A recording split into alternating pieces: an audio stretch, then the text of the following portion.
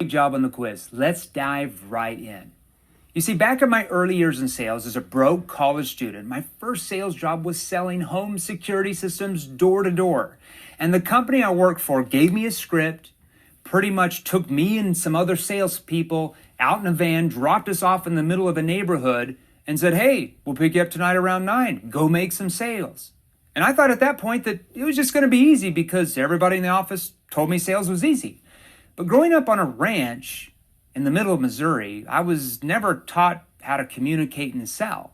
So I followed the script and I started to talk to prospects. I was so enthusiastic about all the features and benefits of my product and how much it was going to help them. And crazy things started happening. I started noticing that I was getting a lot of objections like, Jeremy, we can't afford this, or we don't need it, or your price is too high, or this sounds good, let me think it over. Can you call me back in a week, a month, a year later? Do you get any of those type of objections? And it didn't matter how excited I was about what I was selling. I was still losing most of the people I talked to.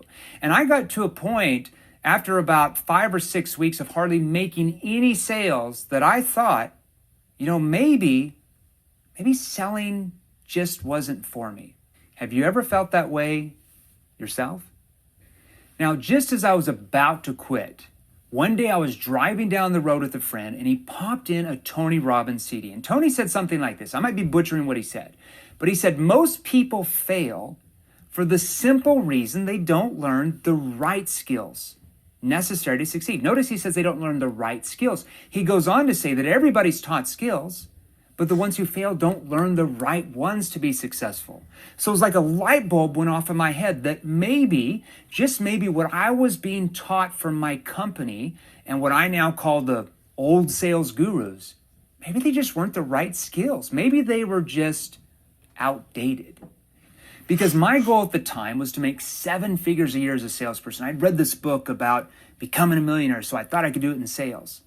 So I asked myself, how could they teach me those type of skills if they were never able to get to that level themselves when they were in sales?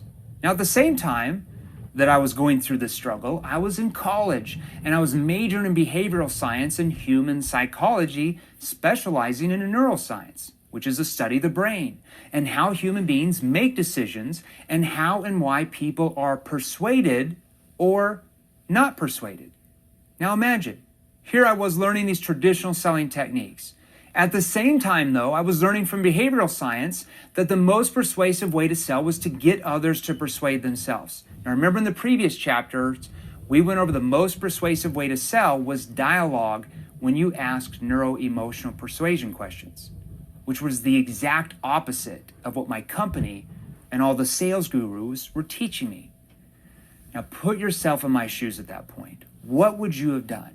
Would you have just stuck to traditional selling techniques, selling the same way you always have to get the exact same results? Or would you have stepped outside your comfort zone, learned the most persuasive way to sell so you could make more sales? Which path would you take?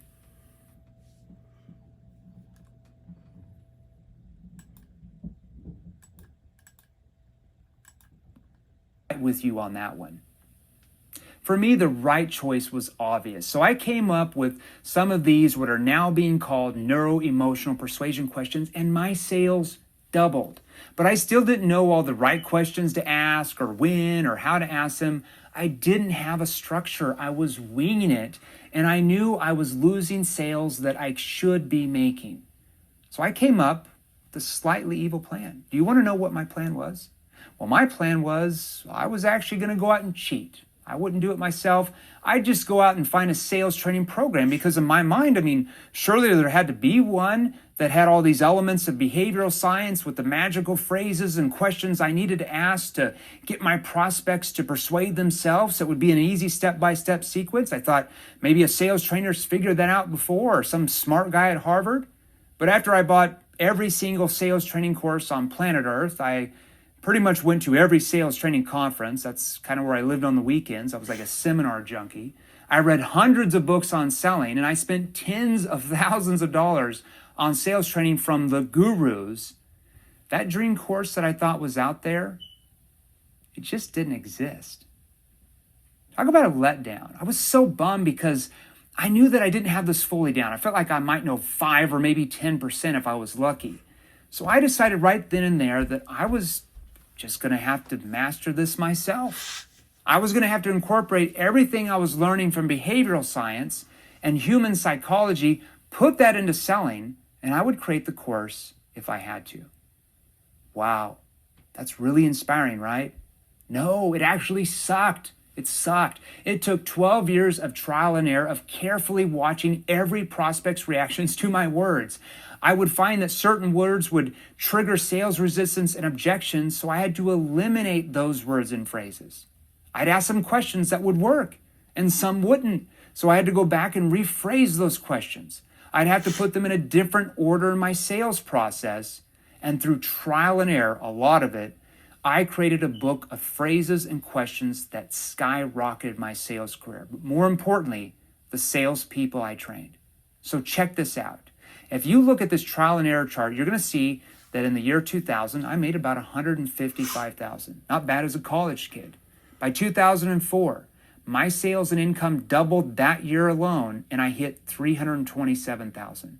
I continued refining my skills, developing the questions, and by 2006, I made over $785,000 that year in straight commission. No salary, commission.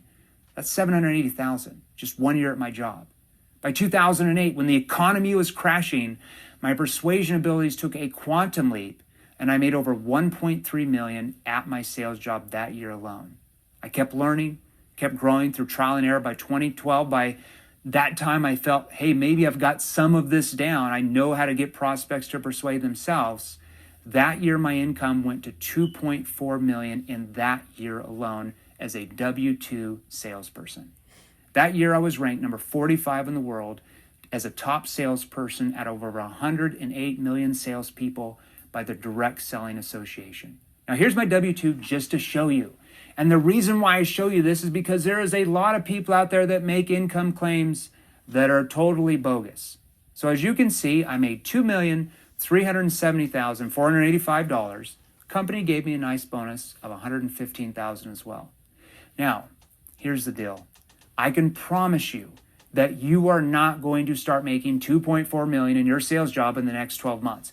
This is not the goal of this training, and I think you're smart enough to understand that making that amount of income per year takes commitment, hard work, and most importantly, learning new, more advanced persuasion skills to get to that level.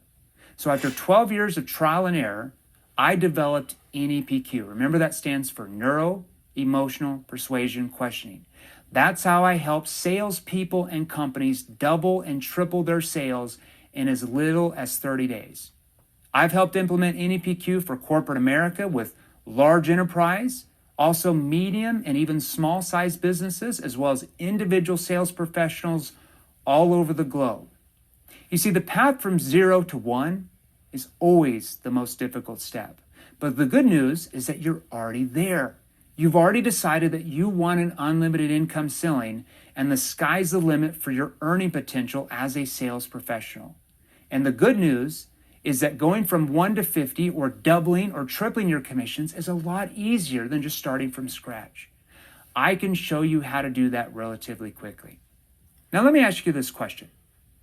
Why is this so important to you now? Why not just keep selling the same way you always have before? Like, why not keep playing the numbers game, like hoping something you're going to say to your prospect is just going to make them want to buy from you? I want to read to you something that Tony Robbins has said about this. He said, "You are now at a crossroads. This is your opportunity to make the most important decision you will ever make. Forget your past. Who are you now? Who have you decided you really are now? Don't think about who you've been. Who are you now? Who have you decided to become? Make this decision consciously, make it carefully, make it powerfully." With this program, my goal is to help you rise above wherever you're at now by identifying what's not working for you and learning a new way that will help you close more sales so you can make more money and, most importantly, help more people. Once you understand the new model of selling and where you're at now with your current sales ability compared to where you could be, This will be life-changing for you and your family. So as we continue, we're going to look at the actual old model of selling. Then I'm going to show you the new model and give you some specific examples of how to use it when you are selling.